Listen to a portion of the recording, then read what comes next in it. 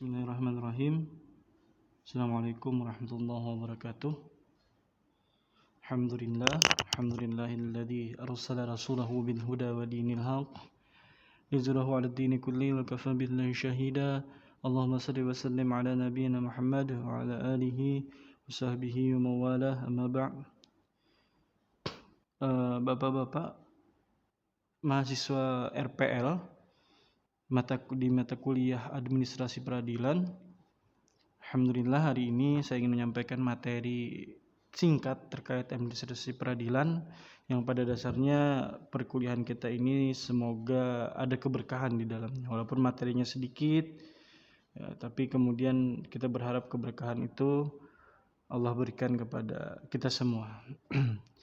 Jadi kalau kita bicara tentang administrasi peradilan, ya, maka peradilan sebagai sebuah lembaga dalam hal ini juga pasti mempunyai administrasi. Sebagaimana mungkin di instansi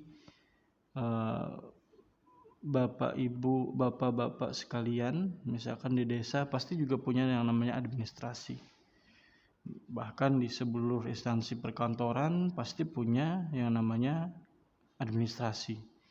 Nah, itu juga kemudian yang menghadirkan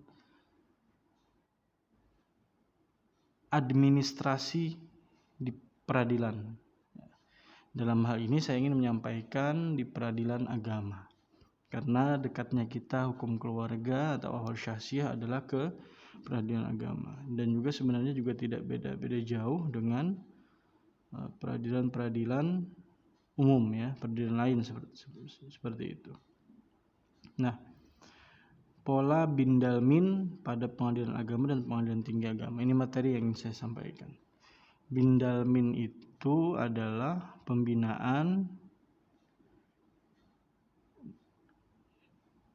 ya, pola pembinaan dan administrasi di pengadilan agama, ya, itu bindalmin.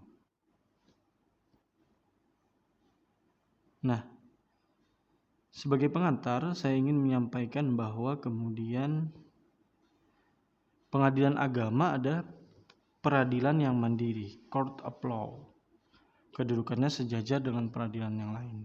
Karena ini peradilan mandiri, jadi dia punya tata administrasi sendiri, dan itu sejajar kalau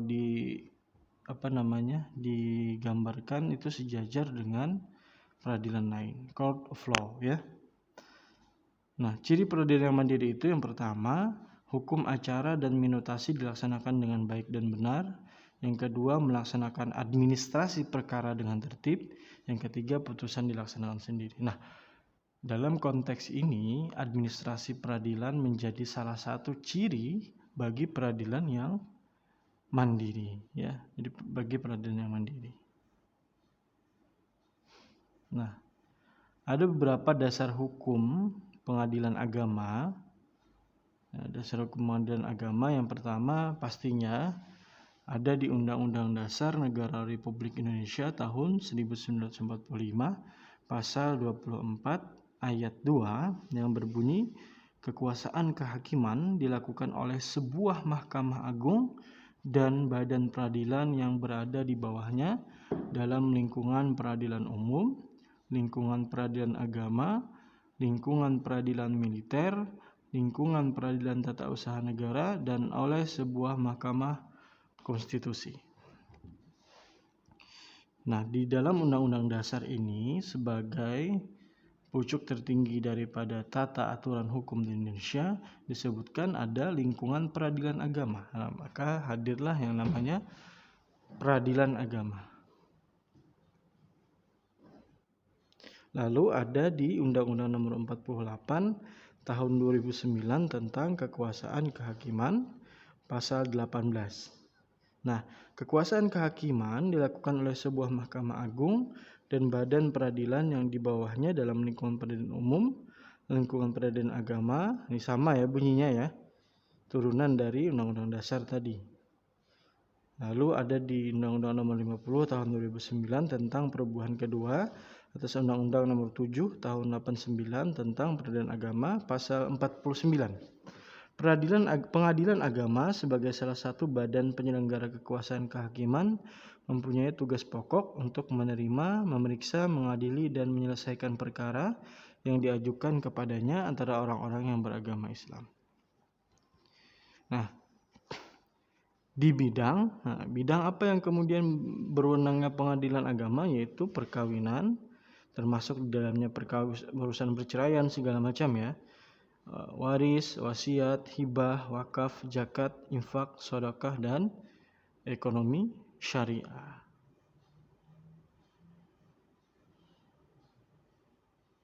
Nah, kalau bicara kita selanjutnya adalah upaya hukum.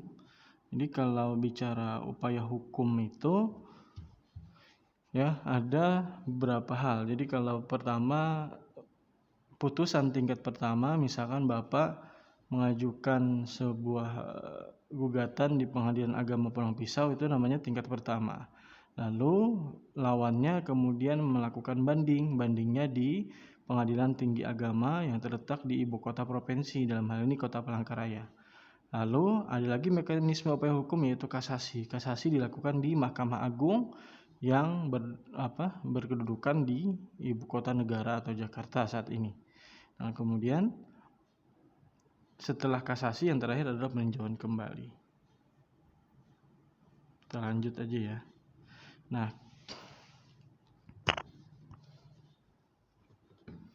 kalau bicara tentang bagaimana teknis administrasinya, itu ada di Undang-Undang 50 Tahun 2009. Nah, ini adalah sebuah prinsip yang harus saya sampaikan di administrasi peradilan itu. Yang pertama, keberhasilan penyelenggaraan kekuasaan kehakiman terletak pada keberhasilan penyelenggaraan teknis peradilan dan administrasi perkara, dan keberhasilan penyelenggaraan teknis peradilan harus ditunjang oleh ketertiban administrasi perkara. Jadi kalau administrasi perkara tertib, maka itu adalah ciri-ciri keberhasilan penyelenggaraan teknis peradilan. Kita lanjut. Nah, penyelenggaraan teknis peradilan itu dilakukan oleh hakim. Tugas pokok hakim adalah menerima, memeriksa, dan mengadili serta menyelesaikan setiap perkara yang diajukan kepadanya.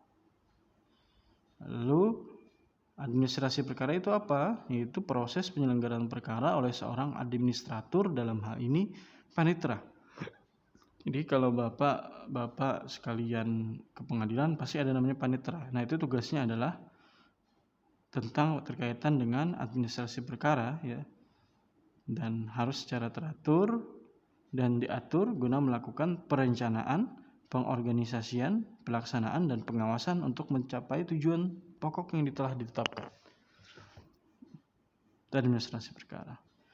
Nah, kalau dasar hukum dari pelaksanaan tugas panitera itu ada Undang-Undang 50 Tahun 2009 tentang perubahan kedua atas Undang-Undang Nomor 7 Tahun 1989 tentang peradilan agama pasal 96 sampai 102, lalu keputusan Ketua MA nomor sekian-sekian tanggal 24 Februari tahun 1992.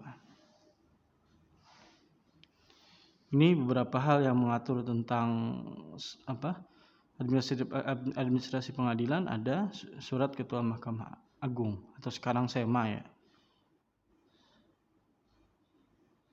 Nah, surat Ketua Mahkamah Agung nomor KMA 001 SK 91 pola pendalaman meliputi 1.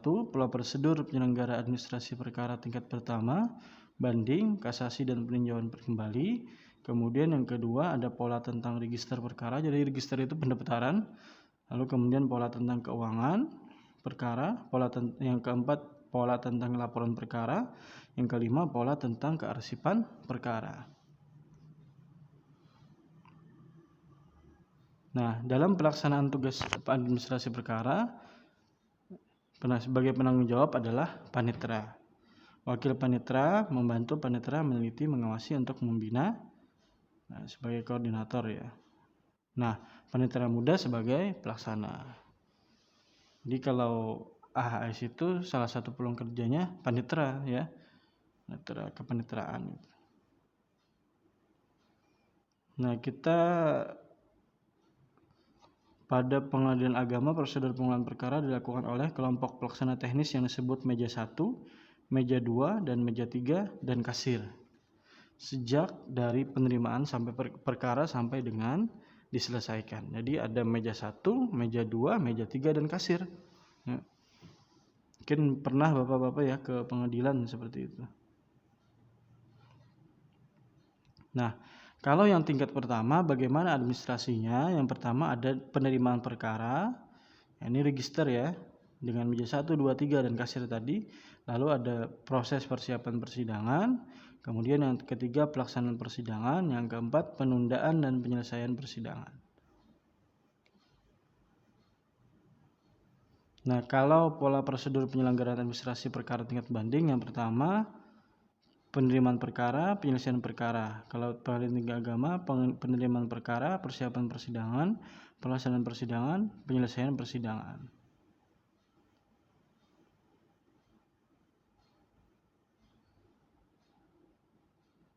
Nah, ini kalau tingkat kasasi ya di Mahkamah Agung.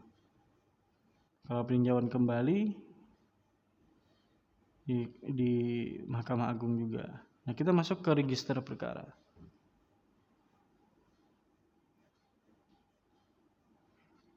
Nah, register ini Bapak-bapak sekalian adalah, sekali lagi ini adalah terkait dengan pendaftaran ya. Pendaftaran ya, kita daftar lah ya, register ya. Nah, kalau dengan keuangan perkara ya, ini bayar ya. Kalau di pengadilan itu pasti ada bayar yang kemudian uangnya itu disetor ke negara seperti itu. Ini secara singkat saja ya. Nah, ini dasar hukum dan macam-macam biaya perkara. Biaya perkara terdiri dari biaya kepaniteraan, biaya proses, dan yang kedua biaya proses penyelesaian perkara. Itu ada di Undang-Undang 50 tahun 2009 tentang perubahan kedua atas Undang-Undang 7 tahun 89 tentang peradilan agama. Nah, biaya proses terdiri dari biaya panggilan penggugat, tergugat, dan saksi-saksi, biaya panggilan saksi ahli, biaya penerjemah, biaya pengambilan sumpah, biaya penyitaan, biaya eksekusi, biaya pemeriksaan setempat, biaya pemberitahuan, biaya lain-lain atas perintah peradilan. Ya, berapa biaya ya. Nah, setelah kemudian selesai segala urusan, kemudian persidangan itu dinyatakan selesai, maka ada namanya laporan. Ya. Jadi hampir sama dengan mungkin Bapak di perkantoran juga sama ya, harus bikin laporan setelah selesai itu. Dan itu ada dasar hukumnya. Nah, ini fungsi laporan di pengadilan agama itu yang pertama alat pantau tingkah laku dan perbuatan hakim dan pejabat kepaniteraan oleh Mahkamah Agung dan Pengadilan Tinggi Agama selaku pengawal depan Mahkamah Agung. Yang kedua, bahan untuk meneliti kebenaran dan dari evaluasi yang dibutuhkan oleh PA dan PTA. Yang ketiga, bahan dan dasar bagi MA untuk mengevaluasi hasil pengawasan yang dilakukan oleh PTA dan sebagai bahan dan dasar bagi PTA untuk mengevaluasi hasil pengawasan yang dilakukan oleh PA. Yang keempat, bahan untuk mengetahui kemajuan yang telah dicapai, apakah telah sesuai dengan perencanaan atau belum. Nah, setelah laporan, maka yang namanya ada arsip, kearsipan perkara. Ini kemarin yang reguler, Bapak-bapak saya ajak mahasiswa itu ke pengadilan. Pengadilan lihat, salah satu yang dilihat adalah yang lama itu diarsip. Bahkan ada yang putusan yang sudah laporan yang sudah puluhan tahun gitu. Tahun ini 50-an, 40-an itu ada. 40-an, 50-an lah. Ada ya, di Pengadilan Agama Palangkaraya kemarin kami. Itu arsip ya, arsip untuk kemudian jika nanti suatu hari terjadi permasalahan bisa dilihat lagi arsipnya. Nah, itu arsip ya. Jadi itu kemudian lengkap ya. Dan harus diarsipkan. Dan bagaimana kemudian pendataan arsip perkara itu ada berdasarkan sesuai dengan subjek. Misalkan di perkara gugatan perkara perkawinan atau wakaf segala macam bisa jadi, atau dengan nomor ya. Oke, ini beberapa berkas perkara. Lalu bagaimana dengan penanganan arsip putusan yang hilang? Itu diatur dalam Undang-Undang Nomor 22 Tahun 52.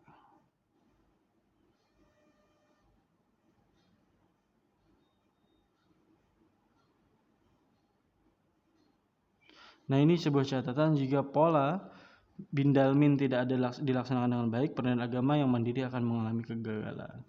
Nah, demikian yang dapat saya sampaikan, semoga bermanfaat. Setelah ini saya kasih tugas resum dan menjawab ujian ya, agar kemudian ada sedikit ya, yang bisa kita ketahui. Gitu ya Bapak Ibu, mohon terima kasih atas waktunya. Terima kasih atas perhatiannya. Subhanakallahumma wa bihamdika asyhadu an la ilaha illa anta astaghfiruka wa atubu ilaik. Assalamualaikum warahmatullahi wabarakatuh.